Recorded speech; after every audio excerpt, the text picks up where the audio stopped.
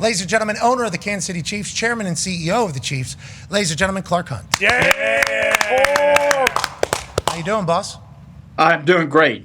I'm so glad to be on with you. Hey, thank you for joining us legitimately. We've gotten a chance, obviously, to watch your operation from afar and obviously have been big fans of this dynastic run that you guys have all put together. But watching this documentary, learning about your family's contributions to the sport has been very cool. Are you excited for the world? This may be a generation that hasn't really fully learned about what your family has done for the sport and your dad has done for the sport. Are you excited for everybody to kind of learn that story through this documentary? Absolutely. I think one of the best things about the documentary is not only does it chronicle the success that we've had over the last 6 or 7 years, but it also goes back all the way to the founding of the franchise back in 1960 when my dad pulled together the American Football League, got the group of owners, which he nicknamed the Foolish Club, together to take on the NFL, and shows the early history of the Chiefs organization as the team moved to Kansas City, and then, of course, transitions into the Andy Reid era. Yeah, the Andy Reid era has certainly been a great one. Them showcasing Brett Veach and his big brain. The story of them talking about Patrick Mahomes and how they found him. Go ahead, Colin. Brett Veach was watching the left tackle from Texas Tech and then was basically after a couple plays said, who the hell is this quarterback? And then watched every single play from Patrick Mahomes' Texas Tech career. It was unbelievable. And then there's a story allegedly that Andy Reid walked by his office and said, what are you doing? And Brett Veach said, I'm watching the next quarterback of the Kansas City Chiefs. Allegedly, from this one wormhole that Brett Veach went in, he knew that this was going to be the guy. You guys trade a future first to move up to 10 to draft Patrick Mahomes, and then obviously it all goes how it goes. Whenever you're making all these decisions and you're putting trust in Brett Veach and Andy Reid to kind of guide the football side of the Chiefs, are you expecting greatness immediately out of everybody? And through those hard times, did you wonder if we're ever going to get back on top? Was there ever any worry? Yeah, absolutely. We'd been through a tough couple of years back in 2011, 2012. Actually only won 2 games in 2012. That was a very tough season, both on the field and off. And we were so blessed to be able to bring Andy Reid to Kansas City. And I knew he was the type of coach that we needed. We needed an experienced coach, somebody who'd been there and done it, somebody with tremendous attention to detail and an ability to really connect with his players. And all Andy does is come in and we win 9 straight games, right? Basically the same team that only won 2 the year before. And that just shows you the immediate impact that he had on our culture. And then you mentioned Brett Veach, who came with Andy from Philadelphia, did a fantastic job in our scouting department. Obviously, the fun story about him scouting and finding Patrick Mahomes. And I remember Andy telling me about, Brett would put a tape on his desk every week and say, you've got to look at this tape. And it was a tape of Patrick, doing amazing things at Texas Tech. And eventually Andy was like, I got it. You're right. This guy's special. We got to figure out how to get him. Yeah, I guess Andy Reid also said in there when Brett Veach, when they were together in Philadelphia, whenever he said something about a player, he was never wrong. And it's like that eye for talent is something that only a few people have. You seemingly got multiple people in that building, let alone your coordinators are all Hall of Famers as well. Run a good operation over there, boss. You should be incredibly proud of that. Go ahead, AJ. Yeah, speaking of Andy Reid, as far as this documentary goes, how did you talk him into it? How do you present this to him to where he would be okay with all the access that you guys have given all these cameras and microphones, obviously inundated with everything you do? Yeah, well, last year, before the season, we were approached by several groups that wanted to do a documentary about our pursuit of the 3rd straight Lombardi Trophy. And at first, we worried about the distraction that would come with that. But we got comfortable as we went through the process, particularly with Words and Pictures, who's the team that pulled this all together and made it happen. We knew the great work that they had done with the Chicago Bulls, which our family's also involved with, in putting together The Last Dance. And so we really thought they were the right group to do it. Andy at first was a little reluctant, but we got him comfortable with the fact that it wouldn't be too intrusive. It wouldn't distract too much from the mission, which was to get back to the Super Bowl and hopefully win it. And at the end of the day, Andy ends up being one of the stars of the show, which he typically is, right? That episode last night, which really focused on him, the Don't Judge episode, I think is really special, and it shows what an incredible person person and coach Andy is. Yeah, we even visit his punt, pass, and kick days, which we've all seen the clips. We've all seen the clips. Andy Reid's always going to be a star. You got a lot of stars on that team at this point. And I appreciated one of the clips was Patrick Mahomes telling the cameras, like, hey, turn them off or whatever. Cameras stay on. And we're just going to go, hey, we're still going to get your audio, though, bro. And then we'll ask you later if it's okay if we put it out. It's like, I think they did a very good job kind of piecing it all together. Ty has a question for you, Mr. Hunt. Yeah, Mr. Hunt, do you feel pressure to be like a visionary and very forward thinking due to the legacy that your dad has within the NFL and for all he accomplished for the league? Obviously, the league is much different now than when, he was kind of, building it from the ground up. But do you feel that pressure on a day-to-day basis? My dad was an incredible individual, and you guys have talked a little bit about all that he accomplished in professional sports, which extended beyond American football to soccer and basketball and tennis. I mean, he truly was a visionary, and pro sports in this country wouldn't be where it is today without him. When I took over the reins from my dad almost 20 years ago, I thought a lot about, how I needed to lead the Chiefs. And at the end of the day, I decided that I needed to rely on my own strengths and be my own person because there's no duplicating Lamar Hunt. But something that my siblings and I always talk about is we've got to make sure we preserve his legacy because it's so special. So really every decision that we make, we make that decision with a framework of, what would Lamar Hunt have done? We think about that and how this continues to shape his amazing legacy in pro sports in the United States. What a brain on that guy, and obviously you as well. But this is a showcase of your dad there early in this documentary. When we were at the Hall of Fame, I'm telling you, we were, a little tuned up. I think we had a couple drinks. Yeah, we had a couple drinks, and they were giving us a tour of the place, and we went down the vault, and we were talking to Ted.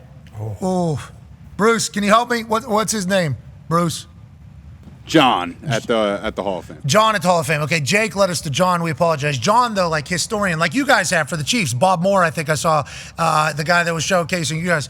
We go into the Hall of Fame vault, pulls out the letter, the actual letter that your dad sent, I believe. And that's what they say, at least. If you have it in yours, there's conflicting reports. But what the Hall of Fame said was the actual letter. And we were reading it. And it's like you could just kind of feel the type of person your dad was as a visionary. He said we need something like the Grey Cup or like the Stanley Cup. I've jokingly called it the Super Bowl, but we can obviously revisit that. Like that was like a throwaway at like number 5 at the bottom of the page. And then they started showcasing these other things back whenever, I think it was 1906, 19 guys died playing football. Yeah. So then they had to go 5 by 5 on the, like we did a full history of the game there with John, and your dad was ever present through the entirety of it. And then this documentary kind of shows up here 2 weeks later. We just want to let you know, we didn't know for a long time, and we're football people. It's been an honor to learn about your dad being a beast, man. He was an absolute beast. I think he had to be. And whenever you guys are working with him while doing this, and you have to, let's say nowadays, and you said, what would Lamar Hunt do? You think this documentary he would have loved? Is there anything that you have to do in the modern age that you think like maybe he wouldn't have liked doing this, or he would have loved this particular thing that we're kind of doing right now? Do you ever have those types of moments with your dad? Yeah. And thinking about the documentary, I think he would love it because at the end of the day, he believes the game is all about the fans. And this documentary gives our fans a real behind-the-scenes look.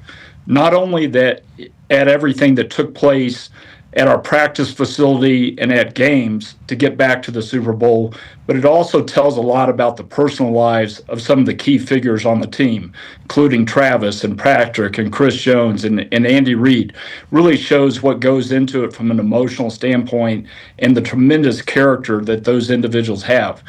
So I think he would absolutely love it because at the end of the day, he was about making the fan experience as good as it possibly could be. I love that. I love to hear it. On that note, Tone has a question for you. Yeah, Mr. Hunt, I have a question about the stars on your team. Obviously, Patrick is a ginormous star in the NFL world and doing quarterback and stuff like that. But we just saw it this week with Travis Kelce and Taylor Swift on the New Heights podcast. They broke every single record in the world. Obviously, Taylor coming to your games and stuff like that.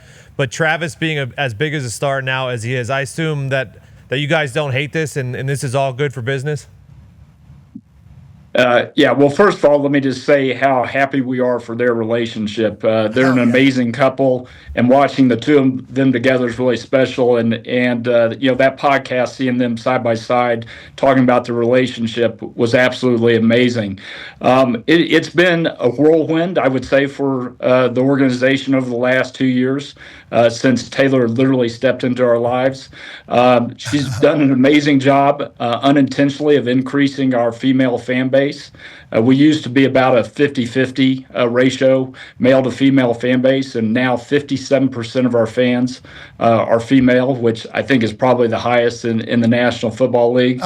So there's absolutely been a Taylor Swift effect, and I should say that my daughters couldn't be happier that we have her as part of the Chiefs kingdom now. Yeah, they're not the only ones, brother. I mean, it is great for the entire sport, we think. We are big football people, so we love it that the biggest star on earth is involved. I couldn't even imagine being actually the owner of the team.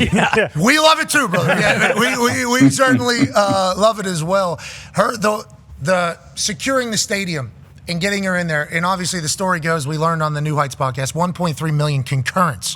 That's at that time, let alone they put out the numbers afterwards. We're talking records all over the place. She just walked in the front door, I guess, of Arrowhead the first time she went there. Then obviously it's become an entire thing. We've heard about the 3-floor suite potentially in the stadium. It's kind of like a rumor, a lore about it. But have you guys had to change anything because the biggest star on earth is coming in there? And obviously once it's known that she's coming, it becomes an even bigger kind of chaotic shit show almost outside of that thing.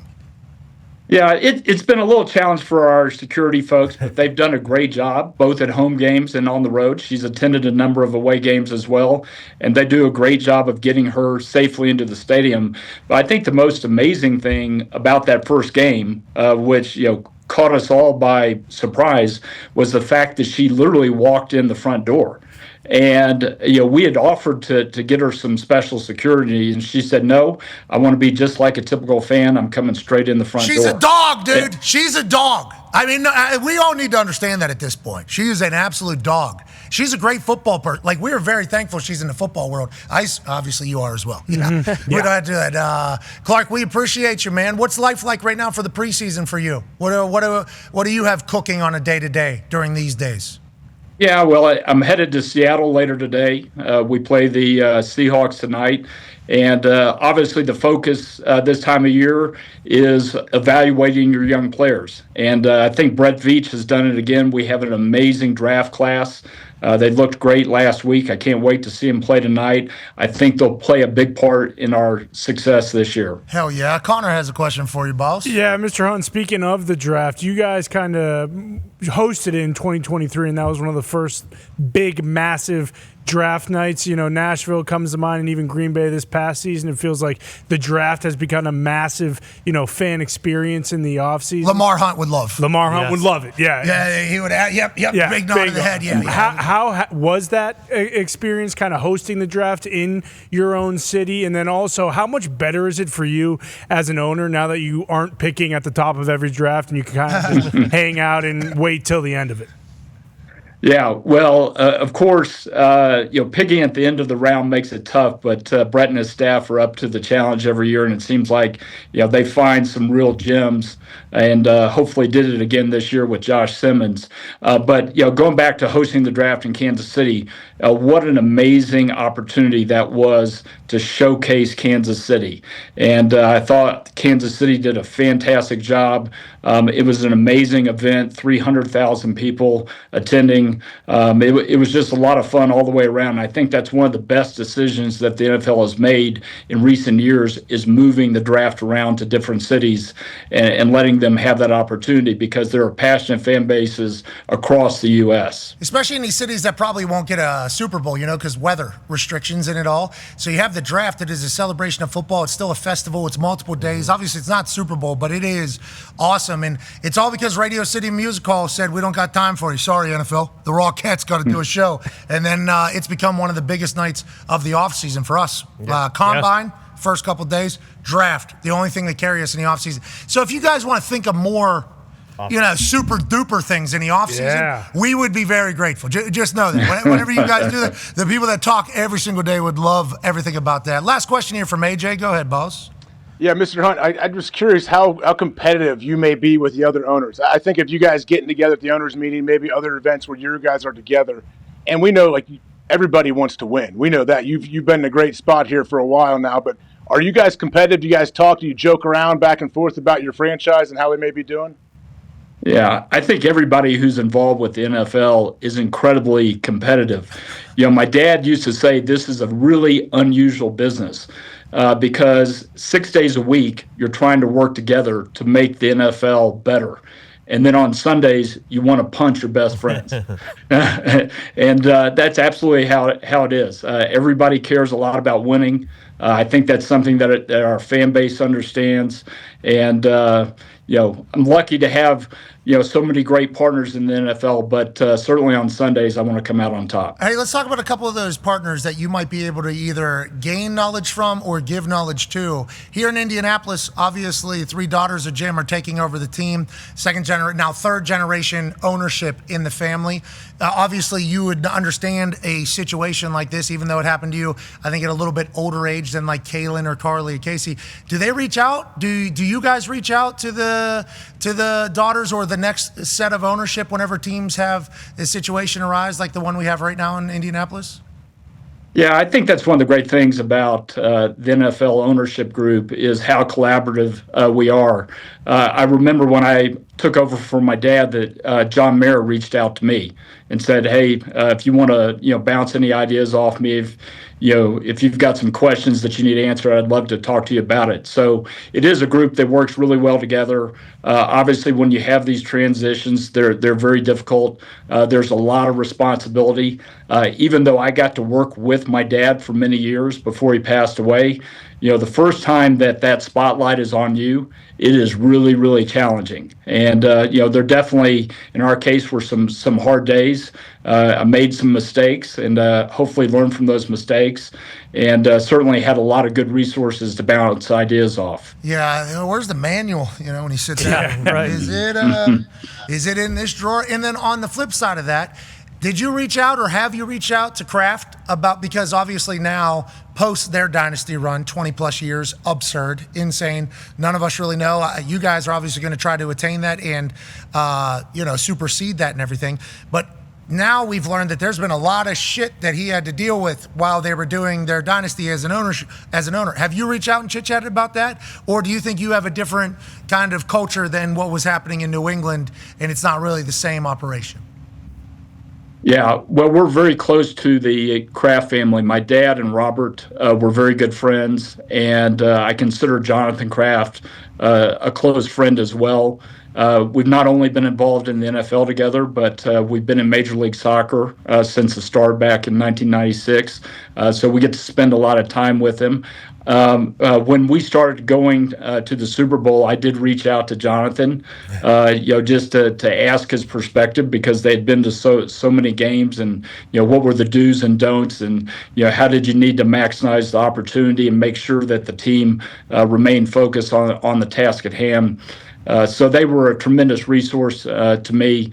And, I feel very blessed that we've been able to have this dynastic run, following the amazing success that they had for over a decade. Yeah, they were. Two days. They were a long time. I was in the NFL during a portion of it. I was in high school during a portion of it. And I was in college during a portion. It was a long ass time. Off topic. Your family, I think soccer, obviously you talked about, Major League Soccer, NASL, everything in America. I think your boy plays. I'm not 100% sure, but I think I've seen he plays down at SMU, I think, which is your college. Are we ever going to win this thing? Do you think our team's ever going to get it? What do you think? I have faith. I like Ponch, the head coach of the U.S. men's national team. You think we have a chance? Yeah, well, first of all, getting to host the tournament back in the U.S. is going to be tremendous for the sport. And typically, the host countries do very well in the World Cup. In fact, you can go back to 1994 when the U.S. Hosted the tournament, and we made it further in that tournament than we had made it in many, many years. So I would expect that we'll get a boost from hosting the tournament. I do think we're doing a much better job developing players. And at the end of the day, that's really what you have to do. We've got to have world-class players if we want to one day aspire to win the World Cup. I would hope that we're going to advance deep in the Cup. I don't know that we'll win in 26, but I certainly expect it in the coming years. We're going to win in 2026. I think so. Yeah, we're going to win in 20. We're going to be loud, too, over here. We are going to be very loud and obnoxious about it. Just know that.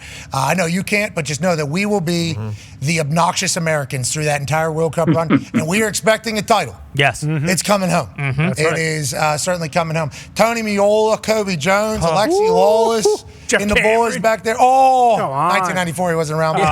Tab Ramos, but yes, Jeff Cameron would have fit in with that group he would for sure. Entertainment guys. Clark, safe travels out to Seattle. We appreciate the hell out of you, man. Congrats on everything, by the way. Yeah, thank you very much. Great to be on. Fun to get to talk about the Kingdom. We couldn't be more pleased about it as an organization. All right. Hey, did you know our show existed before they told you to come on this show? I'd heard rumors about it. Sweet.